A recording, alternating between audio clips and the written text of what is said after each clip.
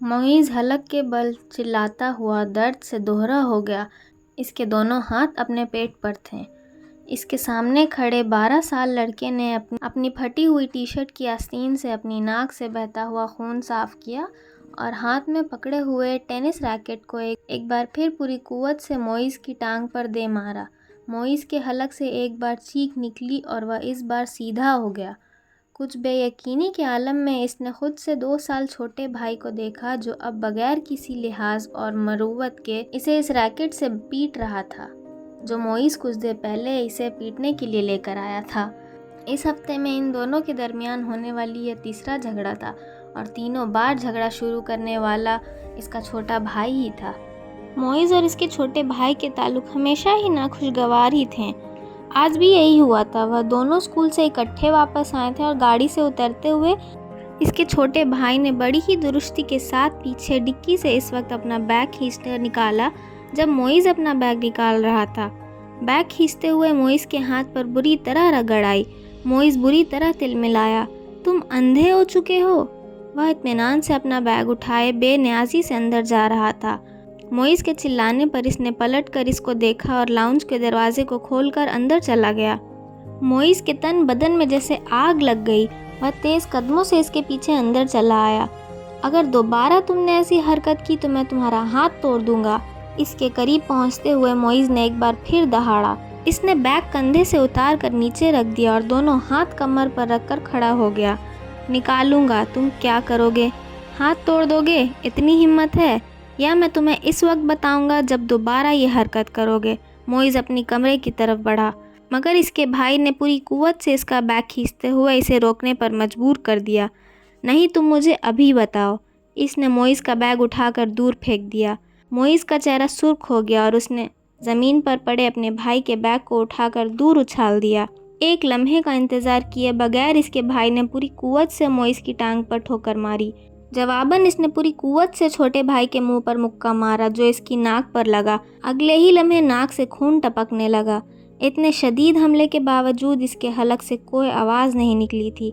इसने मोइज़ की टाई खींचते हुए इसका गला दबाने की कोशिश की। मोइज़ ने जवाबन इसकी शर्ट की कॉलर को खींचा और शर्ट फटने की आवाज़ आई। इसने पूरी कुव्वत से अपने छोटे भाई को पेट में मुक्का मारा और इसके भाई के हाथ से टाई निकल गई।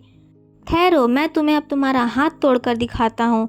मोइज़ ने गालियाँ देते हुए लॉन्च के एक कोने में पड़े हुए एक रैकेट को उठा लिया और अपने छोटे भाई को मारने की कोशिश की, पर अगले ही लम्हे रैकेट इसके छोटे भाई के हाथ में था। इसने पूरी कुव्वत और रफ्तारी के साथ रैकेट घुमाकर मोइज़ की पेट पर मारा कि वह संभल या खुद को बचा भी नहीं सका। इसने एक के बाद एक दीगर इसकी कमर और टांग पर रैकेट बरसा दी। अंदर इन दोनों का बड़ा भाई इश्तियाल के आलम में बाहर लॉन्च में आ गया। क्या तकलीफ़ है तुम दोनों को? घर में आते ही हंगामा शुरू कर देते हो। इसको देखते ही छोटे भाई ने रूठा हुआ रैकेट नीचे कर लिया था। और तुम्हें शर्म नहीं आती अपने बड़े भाई को मारते हुए? इसकी नज़र अब इसके हाथ में पड़े रैकेट पर थी। नहीं आती, इसने बड़ी ढिठाई के साथ कहते हुए रैकेट एक तरफ उछाल दिया और बड़ी बेखौफी से कुछ फासले पर पड़ा हुआ अपना बैग उठाकर अंदर जाने लगा। मोइज़ ने बुलंद आवाज़ में सीढ़ियाँ चढ़ते हुए अपने छोटे भाई से कहा, तुम्हें इसका खामियाजा भुगतना पड़ेगा। वह अभी तक टांगे सहला रहा था। श्योर, वाई नॉट, हाँ क्यों नहीं। एक अजीब सी मुस्कुराहट के साथ सीढ़ियों के आखिरी सिरे पर रुककर इसने मोइज़ से कहा, अगली बार तुम बैट लेकर आना। टेनिस रैकेट से कुछ मज़ा नहीं आया। तुम्हारी कोई हड्डियाँ नहीं टूटी। मोइज़ को इश्तियाल आ गया। तुम अपनी नाक संभाल लो, वह यकीनन टूट गई है। मोइज़ गुस्से के आलम में सीढ़ियों को देखता रहा जहाँ कुछ देर पहले वह खड़ा था। मिसेस समांथा रिचर्ड्स ने दूसरी रो में खिड़की के साथ पहली कुर्सी पर बैठे हुए इस लड़की को चौथी बार घूरा। वह इस वक्त भी बड़ी बेनियाजी से खिड़की के बाहर देखने में मसरूफ़ था। वक्तन फ़वक्तन वह बाहर से नज़रें हटाता, एक नज़र मिसेस समांथा को देखता, इसके बाद फिर इसी तरह बाहर झांकने लगता। इस्लामाबाद के एक गैर मुल्की स्कूल में वह आज पहले दिन क्लास में बायोलॉजी पढ़ाने आई थी। वह एक डिप्लोमेट की बीवी थी और कुछ दिन पहले ही इस्लामाबाद अपने शौहर के साथ आई थी। टीचिंग इनका प्रोफेशन था और जिस जिस मुल्क में इनके शौहर की पोस्टिंग हुई वहाँ सफारत खाना से मनसलक स्कूल्स में पढ़ाती रहीं। अपने से पहले बायोलॉजी पढ़ाने वाली टीचर मिसेस मैरीन की स्कीम ऑफ वर्क को ही जारी रखते हुए इन्होंने क्लास के साथ कुछ इब्तदाई तारुफ और गुफ्तगू के बाद दिल और निज़ामी दौरानी खून का डायग्राम राइटिंग बोर्ड पर बनाते हुए इसने समझाना शुरू कर दिया। डायग्राम की वजाहत करते हुए इन्होंने इस लड़के को खिड़की से बाहर झांकते हुए देखा। पुरानी तकनीक का इस्तेमाल करते हुए अपनी नज़र इस लड़के पर मरकूज़ रखते हुए इन्होंने अचानक बोलना बंद कर दिया। क्लास में एकदम खामोशी छा गई। इस लड़के ने सर घुमाकर अंदर देखा। मिसेस समांथा रिचर्ड्स से इसकी नज़रें मिली। मिसेस समांथा रिचर्ड्स मुस्कुराई और एक बार फिर उन्होंने अपना लेक्चर शुरू कर दिया।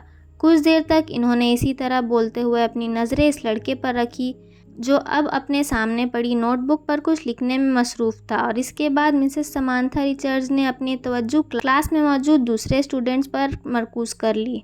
इनका ख्याल था कि वह खासा शर्मिंदा हो चुका है और दोबारा खिड़की के बाहर नहीं देखेगा, मगर सिर्फ 2 मिनट बाद ही इन्होंने इसके एक बार फिर खिड़की से बाहर मुतवज्जा देखा। वह इस बार फिर बोलते बोलते खामोश हो गईं।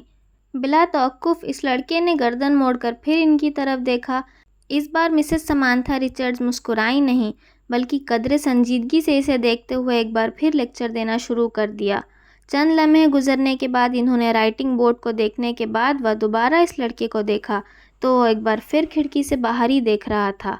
इस बार गैर महसूस तौर पर इनके चेहरे पर कुछ नाराज़ी नमोदार हुई और कुछ झुंझलाते हुए इनके खामोश होते ही इस लड़के ने खिड़की के बाहर अपनी नज़रें हटाकर इनकी तरफ देखा।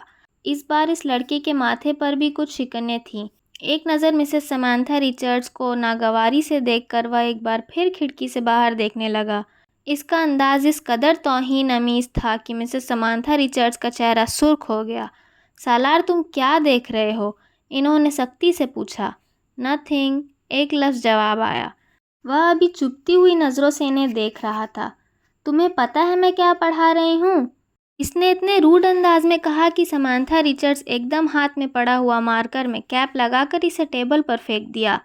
यह बात है तो फिर यहाँ आओ और यह डायग्राम बनाकर इसे लेबल करो। इन्होंने स्पंज के साथ राइटिंग बोर्ड को साफ करते हुए कहा। एक के बाद एक दीगर लड़के के चेहरे पर कई रंग आए। इन्होंने क्लास में बैठे हुए स्टूडेंट्स को आपस में नज़रों का तबादला करते हुए देखा। वह लड़का अब सर्द नज़रों के साथ समांथा रिचर्ड्स को देख रहा था। जैसे ही इन्होंने राइटिंग बोर्ड का आखिरी निशान साफ किया, वह अपनी कुर्सी को एक झटके के साथ उठा। तेज़ कदमों के साथ इनकी टेबल पर पड़ा हुआ मार्कर उठाया और बर्क रफ्तारी के साथ राइटिंग बोर्ड पर डायग्राम बनाने लगा। पूरे 2 मिनट 57 सेकंड्स के बाद इसने मार्कर कैप लगाकर इस मेज़ पर अंदाज़ी से उछाला, जिस अंदाज में समांथा रिचर्ड्स ने उछाला था, और समांथा रिचर्ड्स की तरफ देखे बगैर अपनी कुर्सी पर जाकर बैठ गया। मिसेस समांथा रिचर्ड्स इस मार्कर को उछालते या अपनी कुर्सी की तरफ जाते नहीं देखा। वह बेयकीनी के आलम में राइटिंग बोर्ड पर 3 मिनट से भी कम अरसे में बनाई जाने वाली इस लेबल डायग्राम को देख रही थीं, जिसे बनाते हुए इन्होंने 10 मिनट लिए थे, और वह इनके डायग्राम से ज़्यादा अच्छा था। वह कहीं भी मामूली सी गलती भी नहीं ढूंढ सकी। कुछ खफीफ सी होते हुए इन्होंने फिर गर्दन मोड़कर एक बार फिर इस लड़के को देखा, जो कि फिर से बाहर देख रहा था।